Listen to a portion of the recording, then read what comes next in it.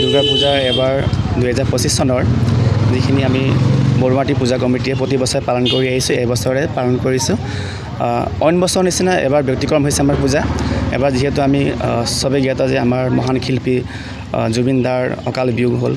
তাৰ কাৰণে আমি তেওঁৰ পূজাস্থলীত আজি 13 দিন পৰ্যন্ত আমি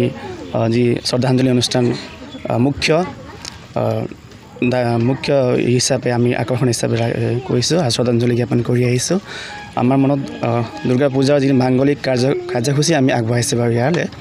অইন বছৰৰ নিচিনা আমি যেনেকৈ সাংস্কৃতিক অনুষ্ঠান এবাৰ টোটেলি আমাৰ কমিটি এটা সিদ্ধান্ত লৈছে যে এই বছৰ কোনো ধৰণৰ সাংস্কৃতিক বা ৰংগমঞ্চৰ কাৰ্যসূচী এবাৰ আমি কমিটিৰ ফালৰ পৰা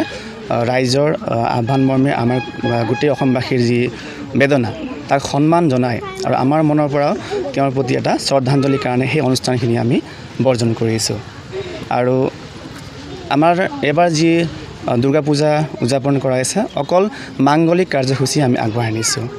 আৰু বিশ্ব শান্তিৰ কাৰণে বিশ্বৰ উন্নয়নৰ কাৰণে বিশ্বৰ মানৱ জাতিৰ কল্যাণৰ কাৰণে আমি এই পূজা ভাগস্থলীৰ পৰা আমি সকলোৰ কাৰণে প্ৰাৰ্থনা সেৱা আগবঢ়াইছোঁ যাতে বিশ্ববাসীয়ে শান্তি আৰু সমৃদ্ধিভাৱে ভাতৃত্ববোধেৰে বাৰ্তা আমি এইবাৰৰ দুৰ্গা পূজাৰ উৎসৱৰ পৰা আমি বৃদ্ধি পাব বুলি প্ৰাৰ্থনা আগবঢ়াইছোঁ প্ৰাৰ্থনা জনাইছোঁ